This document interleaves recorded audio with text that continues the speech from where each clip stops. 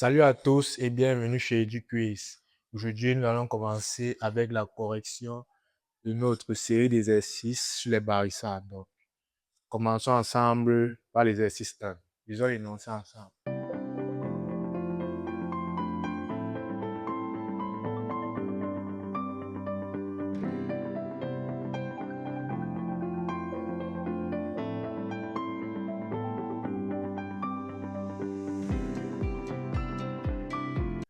Première question. Déterminer deux réels A et B tels que C barycentre de A, B, affecter les coefficients petit a, petit b dans les cas suivants. Vecteur AB plus 2 fois le vecteur BC égale le vecteur nul.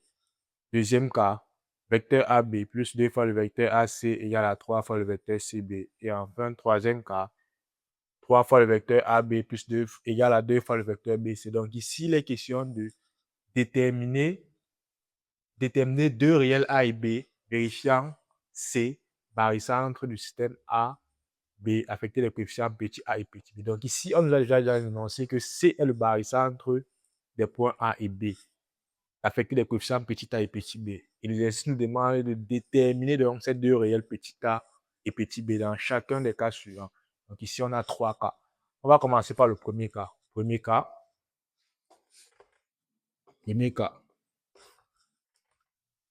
AB plus 2BC égale au vecteur nul. Alors, qu'est-ce qu'on a dit? On a dit que d'après la propriété fondamentale du barycentre, si C est barycentre du système A, A, B, B, alors C s'écrit comment? C s'écrit comme ça. La relation fondamentale du barycentre nous dit que AC, petit a AC plus petit b, BC égale au vecteur nul. Ou encore, on peut l'écrire comme ça, ou encore, petit a, on commence par le point C cette fois-ci, petit a CA plus petit b, CB égale au vecteur nul. Donc, l'idée ici est d'écrire le vecteur AB plus BC, bref, tout cette somme de vecteurs dans ces trois cas sous cette forme-là. Cette forme-ci, soit sous cette forme, soit sous cette forme. Et on n'aura qu'à regarder les coefficients A et B qui sont devant le vecteur AC et BC, ou les coefficients A et B qui seront devant le vecteur CA et CB. Alors, ces coefficients A et B sont les coefficients qu'on nous a demandé de trouver ici. Déterminer deux réels petit a et petit b, vérifiant cette relation. Donc, on va écrire toute notre somme de vecteurs de cette forme-là. Et dans le premier cas ici, on voit que est-ce que nous avons le vecteur AC? Nous n'avons pas le vecteur AC. Nous avons plutôt le vecteur AB. Donc, à partir du vecteur AB, on doit chercher comment avoir le vecteur AC. Et comment le faire? Comment avoir le vecteur AC lorsque nous avons le vecteur AB? Eh bien, nous devons introduire le point C dans le vecteur AB. Ici, par exemple, B, petit b, BC, nous l'avons déjà ici, BC. Donc ici, le vecteur BC, on ne va plus le toucher parce que nous l'avons déjà dans notre somme vectorielle. Donc, premier cas, donc, ce qu'il y aura à faire ici, c'est juste d'introduire le point C dans le vecteur AB. Ici, on n'aura pas à l'introduire parce que nous avons déjà BC, nous avons déjà cette forme-ci. C'est ce qui nous manque. A, AC. Donc, on va dire c'est équivaut à quoi? Ici, nous allons introduire le point C. Donc, c'est équivaut à dire que AC plus CB plus 2BC égale au vecteur nul. Ce qui équivaut à dire quoi? Ici, nous avons introduit le point C. L'idée, c'est quoi? D'obtenir le vecteur AC. Donc, voici le vecteur AC que nous avons obtenu. Maintenant, CB et BC, on voit que CB est l'inverse de BC parce qu'on a dit, lorsque vous avez le vecteur BC est égal à moins le vecteur CB. Donc, ici, pour faire la somme de ces deux vecteurs, nous devons d'abord tourner le vecteur BC, CB en vecteur BC. Et si on veut tourner le vecteur CB en vecteur BC, qu'est-ce qui deviendra? Il deviendra moins BC. Ce qui équivaut à dire que AC moins BC. Donc, vous voyez ici, on avait plus CB. Maintenant, on met moins et on change les deux points du vecteur, ça devient BC. L'idée, c'est quoi? D'additionner ceci avec ceci, parce qu'on aura ici moins BC et on aura plus 2BC. Alors, on pourra additionner ces deux vecteurs. Plus 2BC égale au vecteur nul. Donc là, nous avons BC moins BC, BC plus 2BC. Et donc, on peut mettre BC en facteur. On aura donc moins plus 2. Ce qui va dire équivaut à quoi? Équivaut à AC moins BC plus 2BC, ça fait plus BC égale au vecteur nul. Donc, vous voyez là qu'on a fini par obtenir cette forme ici. AC plus BC égale au vecteur nul. Donc, voici, on a le vecteur AC, c'est bon. On a le vecteur BC, c'est bon. Maintenant, on regarde quels sont les coefficients qui sont devant le vecteur AC et le vecteur BC. On voit ici qu'il n'y a rien, ça veut dire quand il n'y a rien, c'est 1. Parce que AC, c'est encore égal à 1 fois AC.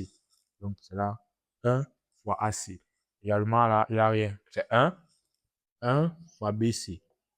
1 fois AC, ce qui est toujours égal à AC, plus 1 fois BC égale le vecteur nul. Dans les coefficients A et B ici demandés, voici une identification que nous avons fait A et B. Voici ici A et B. Dans notre premier cas, coefficients A et B qu'on nous a demandé de trouver sont 1 et 1. Donc, A égale à 1.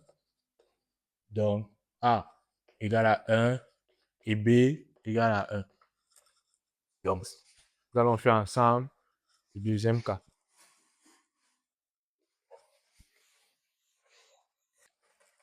Donc, on continue avec le deuxième cas. Deuxième cas.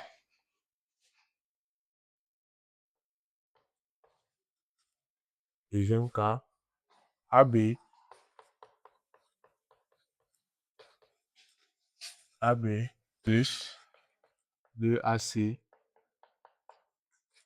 AB plus 2AC égale à 3CB. Ici, l'idée reste toujours la même. Nous devons trouver A et B tel que C soit barré entre le système A, petit a et B, petit b. Et pour trouver les deux réels A et B, nous devons écrire C sous cette forme. Nous devons écrire la relation fondamentale du barycentre C. Donc, qui est A, AC. Je vais écrire encore. A, AC plus B, BC égale au vecteur nul. Ou, cette forme-ci, petit a, CA plus petit b, CB égale au vecteur nul. Dans ça, c'est la forme que nous devons avoir. Nous devons transformer cette équation-ci en cette forme-ci et identifier les réels A et B. Prenons la relation vectorielle que nous avons. On constate que quoi? On regarde. Est-ce que nous avons le vecteur AC? Nous avons le vecteur AC. Donc, AC est déjà là. On n'aura plus à faire une transformation pour l'avoir. Est-ce que nous avons le vecteur BC? Oui, nous avons le vecteur BC. Puisque si nous avons le vecteur CB, alors nous avons le vecteur BC. Parce que CB, c'est moins BC. BC, c'est moins CB. Donc, pour passer à CB à BC, il faut juste ajouter un petit moins devant. Maintenant, on a un problème. On a un problème. Et le problème ici, c'est quoi? C'est le vecteur AB. Parce que nous n'avons pas besoin du vecteur AB ici. Nous devons chasser le vecteur AB, tout simplement. Comment est-ce qu'on peut chasser ce vecteur AB? Alors, toujours en introduisant le point C ici dans le vecteur AB. Parce que si nous introduisons le point C, on aura un vecteur AC qui va sortir là.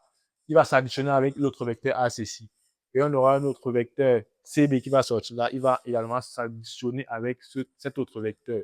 Donc, enfin, on aura écrasé le vecteur AB. Donc, faisons ça ensemble. On a AB plus 2AC égale à 3CB. Donc, on va laisser ceci et ceci puisque nous avons besoin de ces deux vecteurs et on va introduire le point C ici. Donc, ce qui lui a dit quoi? AC plus CB plus 2AC. Ce vecteur-ci, je vais le ramener de ce côté-ci parce que de l'autre côté de l'égalité, je ne veux que le vecteur nul. Vecteur nul. Donc, lorsqu'il va changer de sens, comme ici les 3CB, il va devenir moins 3CB. Moins 3CB égale au vecteur nul. Sur là, j'ai l'équivalent. Là, il y a un jeu d'équivalent. Maintenant, j'ai le vecteur AC plus le vecteur de AC. Donc, AC plus 2AC. Là, j'additionne les vecteurs qui sont égaux. AC plus 2AC, ça fait 3AC. 3AC. Là, j'ai CB et moins 3CB. CB moins 3CB, ça fait moins 2CB. Moins 2 fois le vecteur CB. Ce qui est égal à quoi? Ce qui est égal au vecteur nul. Et qui va dire quoi? Je regarde encore l'équation fondamentale. Là, j'ai AC. Et là, j'ai BC. Mais là, j'ai plutôt CB. Donc, je vais transformer CB en BC. Et on l'a déjà dit, pour avoir BC, lorsqu'on a CB, on a juste un moins devant. Ici, nous avons déjà le moins. Donc, on a moins de CB. Maintenant, si je vais obtenir BC, je vais ajouter un moins devant. Et comme il y a déjà un moins ici, donc ça va devenir plus. Donc, ici, j'aurai plus de BC. 3 fois AC plus 2 fois BC égale au vecteur nul. Finalement, qu'est-ce que j'ai? 3AC plus 2BC égale au vecteur nul. Je regarde. Est-ce que ça vérifie ici? J'ai le vecteur AC. Oui. Le vecteur BC. Oui. C'est bon. Je regarde maintenant les coefficients A et B qui sont devant. Juste une identification A et B. A est égal à quoi? A est égal à 3.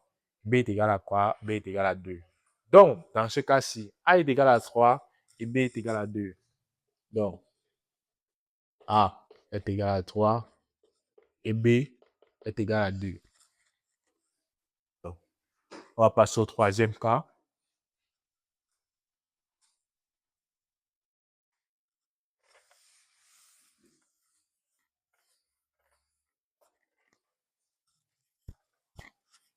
Nous sommes au troisième cas. Troisième cas. Troisième cas nous dit quoi? 3AB égale à 2BC. Troisième cas, 3AB égale à 2BC. Alors, pour trouver les réels A et B, nous regardons toujours cette équation vérifie toujours l'équation fondamentale du Barisan. AAC plus BBC égale au vecteur nul. Déjà, ici, nous devons avoir le vecteur nul. Ça, c'est la première chose à avoir. Donc, nous devons prendre ce vecteur-ci, le ramener à gauche de l'égalité. Et comme ici, c'est 2BC1. Par temps, il va changer le signe, il va devenir moins 2BC. Ce qui est équivalent à dire que, ici, ceci est équivalent à dire que 3AB moins 2BC égale au vecteur nul. Lorsque nous avons le vecteur nul, nous regardons maintenant. Est-ce que ces deux vecteurs se correspondent à ce que nous avons là-bas? Est-ce qu'on a le vecteur AB? Est-ce qu'on a d'abord le vecteur AC? Non, nous n'avons pas le vecteur AC, nous avons le vecteur AB et nous avons le vecteur BC. Donc, nous n'avons pas le vecteur AC. Est-ce que nous avons le vecteur BC? Oui, nous avons le vecteur BC que voici. Donc, le vecteur BC est déjà là. Il y a un coefficient devant lui, c'est bon. Maintenant, le vecteur AC. Le vecteur AC doit sortir. Nous devons forcément avoir le vecteur AC. Comment faire pour sortir le vecteur AC? Bien, nous introduisons le point C dans le vecteur dont nous n'avons pas besoin. Le vecteur AB. Parce qu'on sait que dans AB, si on introduit C, il y aura forcément AC qui va sortir de là. Ce qui est équivalent à quoi? On a 3 fois. On introduit le point C. AC plus CB moins 2BC égale au vecteur nul. Ce qui est équivalent à dire quoi? Ici, je multiplie maintenant 3 par les deux vecteurs ici. 3 multiplié par AC et 3 multiplié par CB.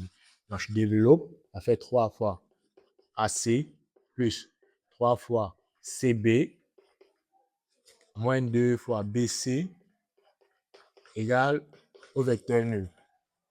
Donc là, j'ai 3AC plus 3CB et 2BC. Donc là, je vois que j'ai CB et je vois que j'ai BC. Donc je vais pouvoir additionner ces deux vecteurs. Mais je ne peux pas les additionner comme ça parce que ici, c'est le vecteur CB et c'est le vecteur BC. Donc je dois d'abord tourner un vecteur. J'ai besoin de quel vecteur? Le vecteur BC. Donc je dois tourner celui-ci en BC. Comme ici, les 3CB, il va devenir quoi? Moins 3BC. Parce que ici, j'ai le signe plus. Et si je veux que CB devienne BC, alors je mets juste un moins devant le vecteur. Donc, il va devenir quoi? 3AC moins 3BC c'était plus 3CB maintenant, c'est moins 3 fois BC. Parce que j'ai changé les signes de ces deux vecteurs. J'ai changé la position des lettres. Ça va faire moins 2 BC égale au vecteur nu. Ce qui équivaut à dire quoi? Là, je peux faire une somme entre ces deux vecteurs. Je ferai d'abord celui-ci. 3AC. Maintenant, ces deux vecteurs ici, moins 3BC, moins 2BC, moins 3 Macabo, moins 2 Macabo. Ça fait moins 5 Macabo. Ça fait donc moins 5 BC égale au vecteur nul. Donc, finalement, j'ai bien le vecteur AC que voilà en haut et j'ai bien le vecteur BC que voilà en haut. Donc, j'ai mes deux vecteurs. Qu'est-ce qu'il me reste à faire? De regarder maintenant les coefficients qui sont devant mes deux vecteurs. Ici, le coefficient A. Et ici, le coefficient B. Ici, qu'est-ce que j'ai? J'ai 3. Plus 3. Ici, qu'est-ce que j'ai? J'ai moins 5. Dans ce cas-ci, A égale à 3, B égale à moins 5. Donc, A égale à 3 et B égale à moins 5. OK.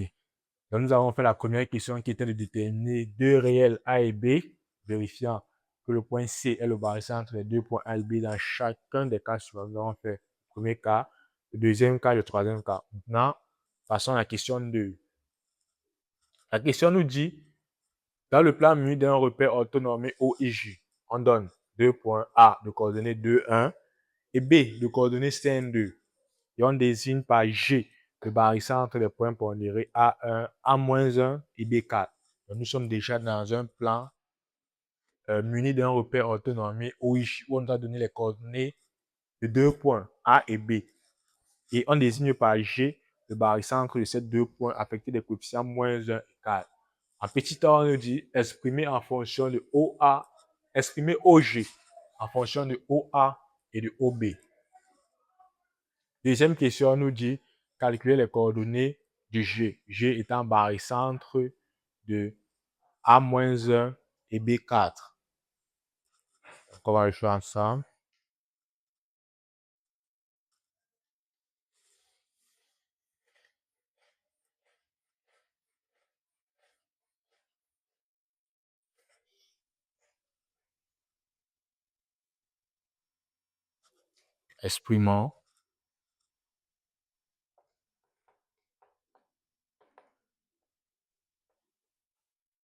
Exprimons OG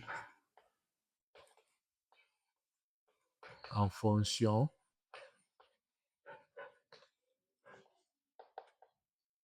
de OA et de OB. Alors ici, on nous dit déjà que G est le barycentre du système quoi? A-1 et B4. Donc, nous devons d'abord déjà écrire G comme le barycentre de A1 et B-4. Donc, comme G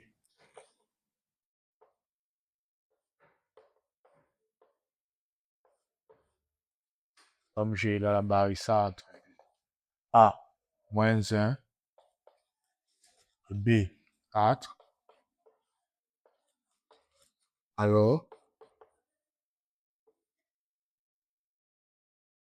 AG moins petit a multiplié par AG moins AG plus 4 GB moins AG plus 4 GB plus 4 BG égale au vecteur nu. Ça, c'est la relation qui traduit le fait que G est le barycentre du système A-1 et B4, puisqu'on nous a dit G est le barycentre du système A-1, B4. Alors, coefficient de A, moins 1 multiplié par AG plus 4 multiplié par BG est égal au vecteur nu. Qu'est-ce que la question nous demande? La question nous demande d'exprimer OG en fonction de OA et de OB. Alors, on va passer cette expression-ci pour introduire le point O. Parce qu'ici, nous avons besoin de OA et de OG. Nous avons aussi besoin de OB. Donc, pour obtenir ces trois vecteurs-là, nous devons introduire le point O. Parce qu'on voit que dans cette relation-ci, on n'a pas de point O. On n'a pas de point O. Alors, nous devons introduire le vecteur O ici.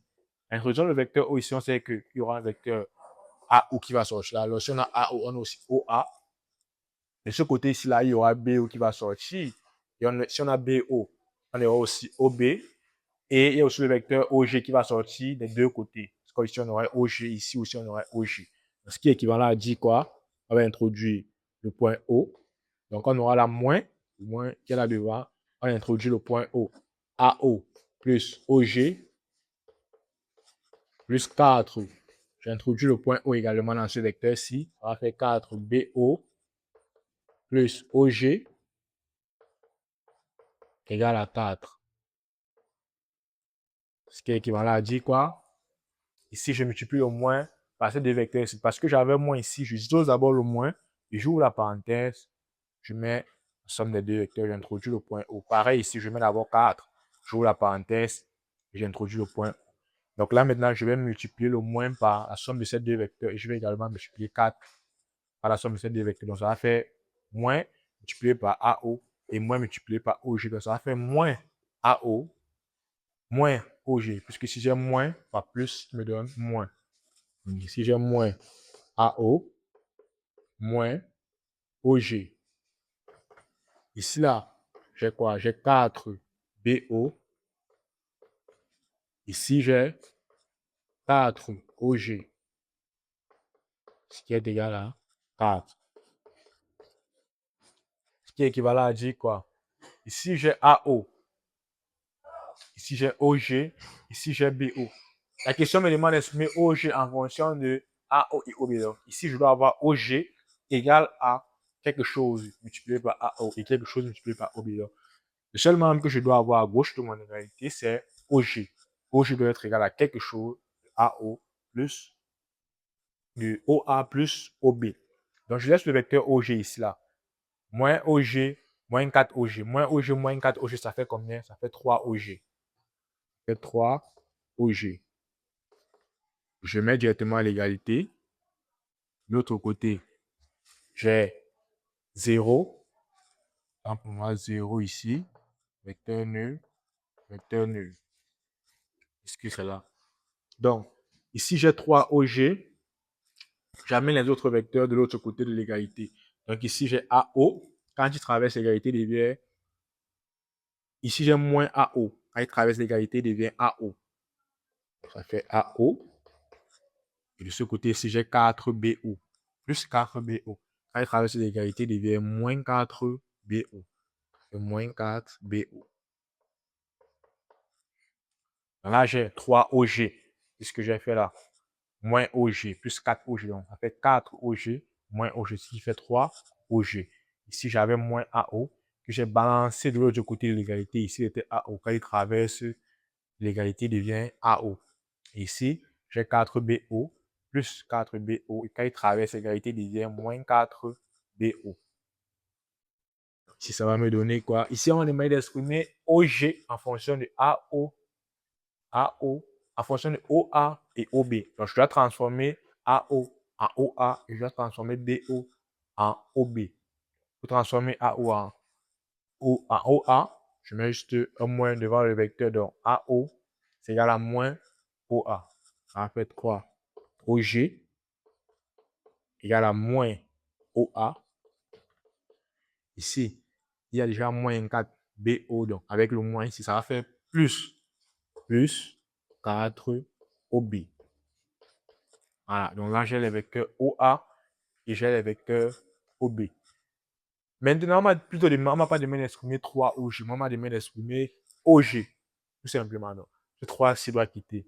Et comme il multiplie OG ici, il doit aller diviser ces deux vecteurs de l'autre côté. Qu'est-ce que je fais? Ce 3 ci, je le balance de l'autre côté de l'égalité. Comme il multiplie OG, pas diviser. Donc, en divisant, il va faire OG, tout simplement. Il y a la moins OA plus 4OB 4B sur 3. Donc, je peux l'écrire comme ça. Et je peux écrire que 3 divise chaque membre de OA et OB. Donc, ce qui va faire quoi? OG égale à quoi? Moins 1 tiers. Parce qu'ici, c'est 1 devant. 1 tiers, il divise chacun des deux vecteurs. Moins 1 tiers de OA plus 4 tiers de OB. Donc finalement, OG égale à 1 tiers de OA, 1 tiers de OA plus 4 tiers de OB. Donc là, j'ai exprimé OG en fonction de OA et de OB, comme on m'a demandé. OG est égal à quelque chose qui est moins 1 tiers multiplié par OA plus quelque chose qui est 4 tiers multiplié par OB. Petit b, maintenant, on demande de déterminer les coordonnées de G.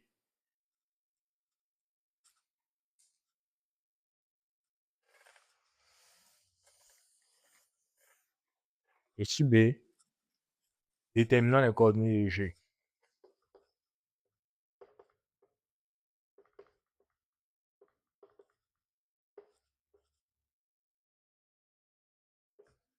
Déterminant les coordonnées de G.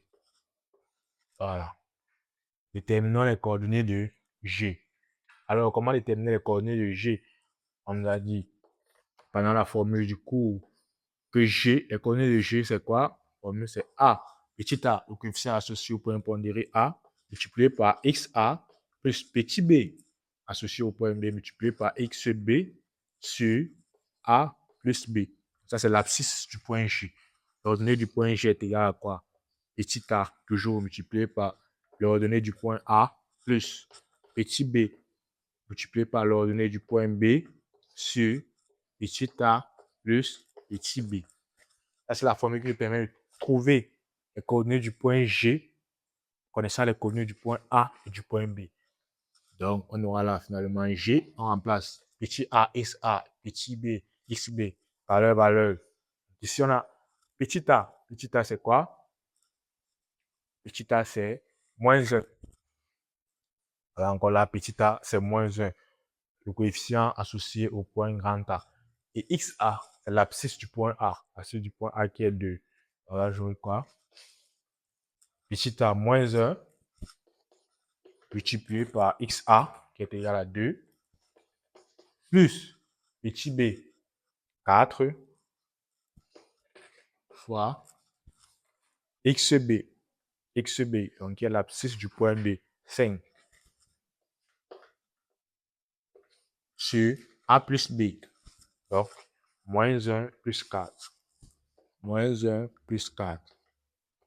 Ensuite, de l'autre côté, j'ai petit a toujours qui est égal à moins 1. Moins 1 fois YA, cette fois-ci qui est égal à 1. 1 plus petit b qui est égal à 4 multiplié par YB. YB qui est égal à 2. Donc 4 fois 2. 4 fois 2 sur A plus B. Moins 1 plus 4.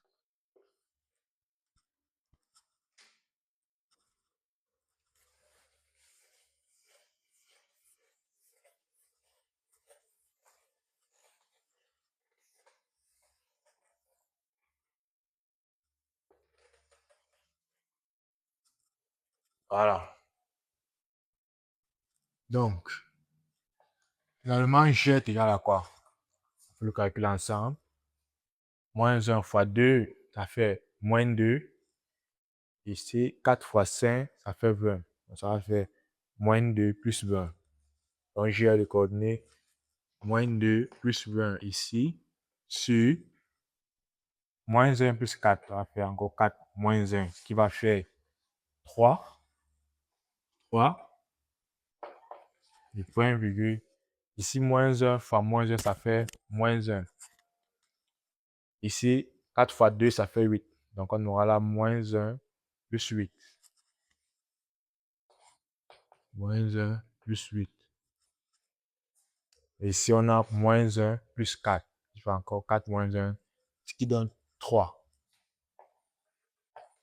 Voilà. Donc, normalement, G a des coordonnées.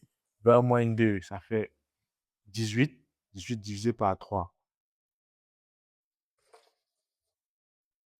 18 divisé par 3.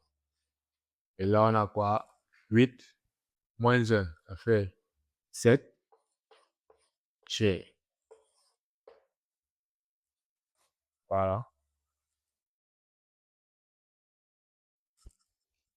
1 plus 18 divisé par 3 qui donne 6. Donc ici, on a G, finalement, de coordonnées 6, 1,7 tiers. 18 divisé par 3, ça fait 6. Et là, on a 7 tiers qui est une fraction irréductible. Donc, voilà les coordonnées de G qu'on nous a demandé dans le repère autonome O et J connaissant les coordonnées du point A et du point B.